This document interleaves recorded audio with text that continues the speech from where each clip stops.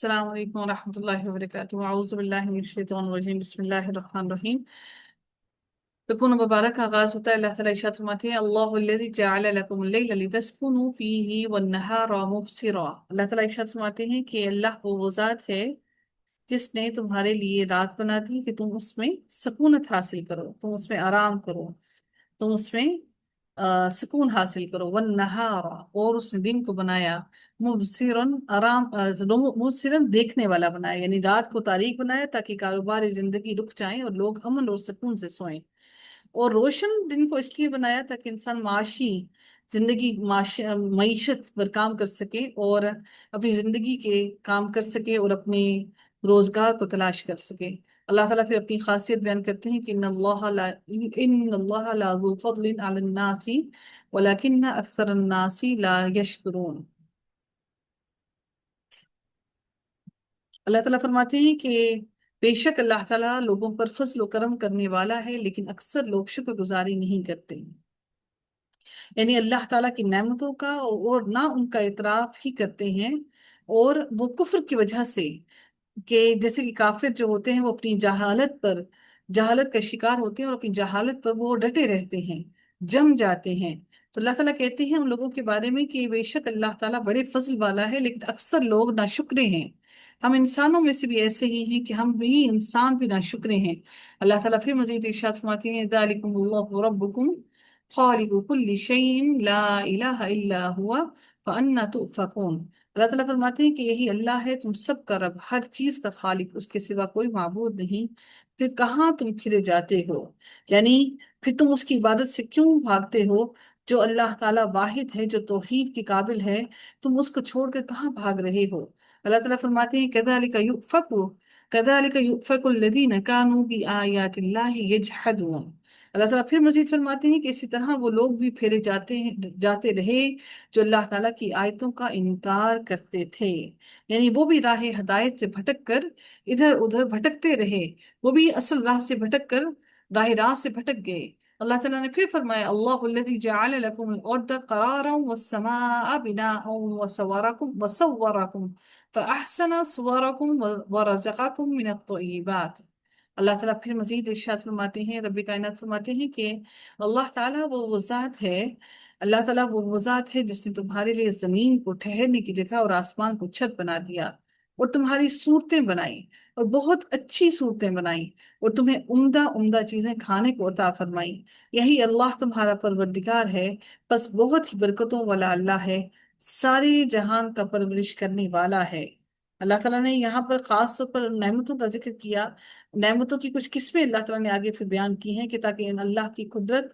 کو واضح کر دیا جائے کہ اللہ تعالیٰ کے ساتھ کسی کو بھی شریک نہیں ٹھہرایا جا سکتا۔ اللہ تعالیٰ نے پہلے شروع میں آیت کے میں فرمایا کہ اللہ الذی، اللہ وہ ذات ہے جعل لکم الارض قرارا، کہ اللہ تعالیٰ نے تمہارے لیے زمین کو ٹھہرنے کا مقام بنایا جس میں تم رہتے ہو، چلتے پھرتے ہو، کاروبار زندگی کرتے ہو، اور آخر کار تم موت سے ہمکنار ہو کر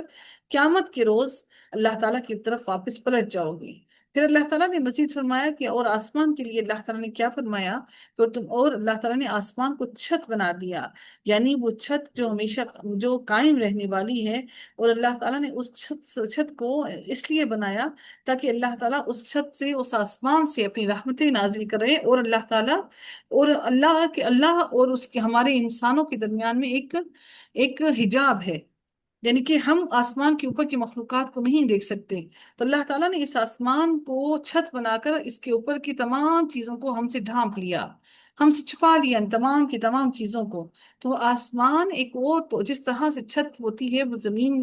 ہمارے گھر کے اندر کی چیزوں کو باہر کی ماحول سے ڈھانپ لیتی ہے، اسی طرح سے اللہ تعالیٰ نے آسمان کو چھت بنا کر باقی تمام چیزوں کو آسمان کی تمام چیزوں کو زمین سے چھپا لیا۔ اللہ تعالیٰ پھر فرماتی ہے وَصَوَّرَكُمْ فَأَحْسَنَ، اور پھر تمہاری صورتیں بنائی، یعنی ہم انسانوں کی اللہ تعالیٰ نے پھر صورتیں بنائی، یعنی اللہ تعالیٰ نے جتنے بھی روئے زمین پر حیوانات ہیں، انسان انسان ہوں یا جانور ہوں، کوئی بھی چیز ہو، اللہ تعالیٰ نے ہر چیز کو بنایا، پھر اللہ تعالیٰ نے اس کو بنانے کے بعد پھر فرمایا کہ فَأَحْسَنَ، میں نے پھر اس کو بہت خوبصورت بنایا، وَرَزَقَكُم مِّنَ الطَّيِّبَاتِ، اور پھر میں نے تمہیں پاکیزہ رزق عطا کیا، ذَلِكُمُ اللَّهُ رَبَّكُم، پھر اللہ تعالیٰ فرماتے ہیں کہ یہ وہ رب، میں وہ رب ہوں جس نے یہ سارا کچھ بنایا، یہ ساری چیزیں، یہ لذت کی، یہ خوبصورت چیزیں جن کو میں نے تمہارے سامنے بنایا، جن کو تم دیکھ رہے ہو، میں نے یہ سب کچھ بنایا ہے۔ تو اللہ تعالیٰ فرماتے ہیں ذَلِكُمُ اللَّهُ رَبَّكُم، میں ہوں تمہارا رب، تم میری ہی عبادت کرو۔ اللہ تعالیٰ پھر فرماتے ہیں فتبارک اللہ، تو اللہ تعالیٰ پھر اپنے بارے میں مزید ارشاد فرماتے ہیں کہ بہت برکتوں والا ہے، بہت ہی برکتوں والا ہے اللہ تعالیٰ، جو ساری جہان کی پرورش کر رہا ہے، کیونکہ اللہ تعالیٰ کے خزانوں میں کوئی کمی نہیں، کہ اللہ تعالیٰ کے خزانوں میں بے حد برکتیں ہیں، کہ جو سارے جہانوں کو پال رہا ہے۔ پھر اللہ تعالیٰ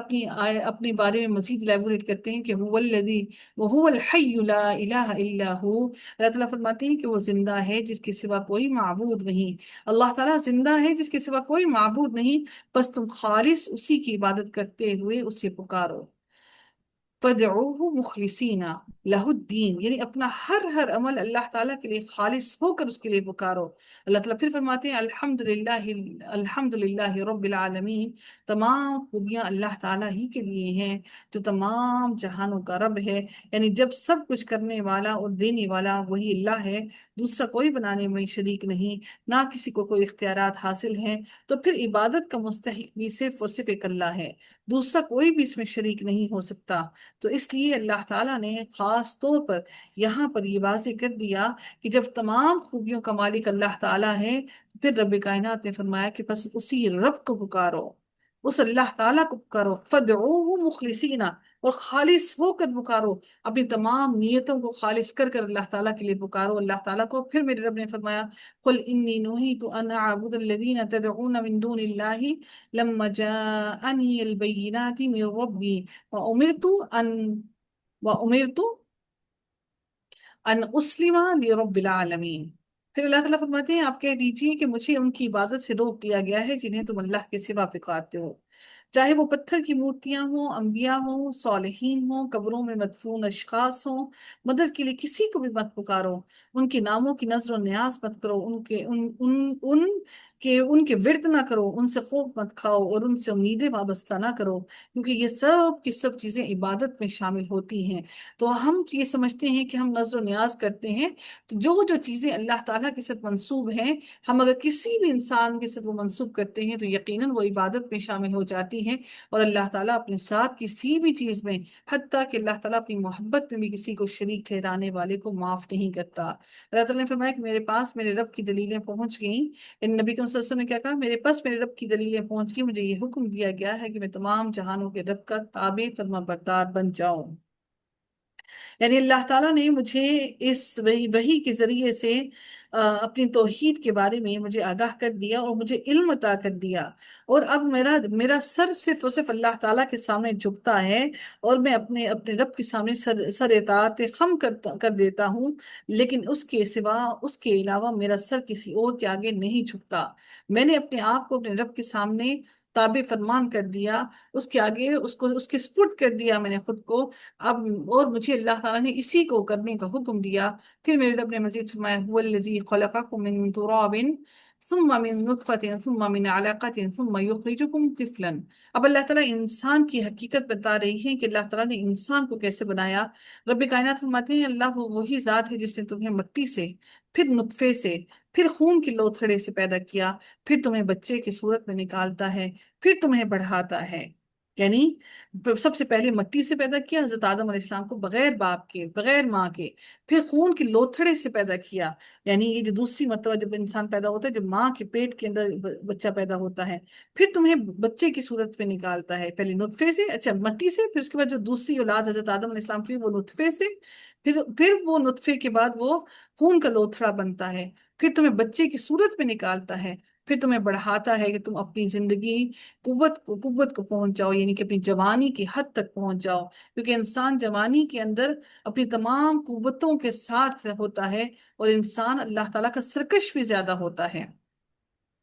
اللہ ताला ने फिर मजीद फरमाया कि तुम में से बाज इससे पहले ही फोत हो जाते हैं, यानी कि और फिर जवानी के बाद बूढ़े हो जाते हो, और तुम में से बाज ऐसे हैं जो जवानी को भी नहीं पहुंचते बल्कि उससे भी पहले फोत हो जाते हो। जितनी अल्लाह ताला ने उम्र रख दी उस उम्र तक पहुंचते हो और उसके बाद फोत हो जाते हो। वो तुम्हें छोड़ देता है ताकि तुम मुअय्यन मुद्दत तक पहुंच जाओ, यानी जो अल्लाह ताला ने मुद्दत तुम्हारे लिए लिख दी है उस मुद्दत तक, उस वक्त तक पहुंच जाओ, और ताकि तुम सोच समझ लो कि तुम्हें लौट कर अपने रब की तरफ जाना है, और तुम अपने अमल को अपने रब के मुताबिक ढाल लो, अपने रब की रजा के मुताबिक ढाल लो, अपने आप को सांचे में ढाल लो। वल्लज़ी युह्यी व युमीतु फ़इज़ा क़ज़ा अम्रन फ़इन्नमा यक़ूलु लहू कुन फ़यकून। वही है जो जिंदा करता है और वही है जो मार डालता है, वही है जो इंसान को जिंदगी भी देता है, मौत भी देता है। फिर जब वो किसी काम का करने का इरादा करता है, मुकर्रर करता है, वो इरादा कर लेता है, तो उसे सिर्फ ये कहता है कि कुन फयकून, तो वो हो जाता है। इससे ज्यादा मेरे रब को कहने की जरूरत नहीं, इससे ज्यादा मेरे रब को प्लानिंग की जरूरत नहीं, ना ही इससे ज्यादा मेरे रब को सोचने की जरूरत है। वो सिर्फ इरादा करता है तो वो काम हो जाता है।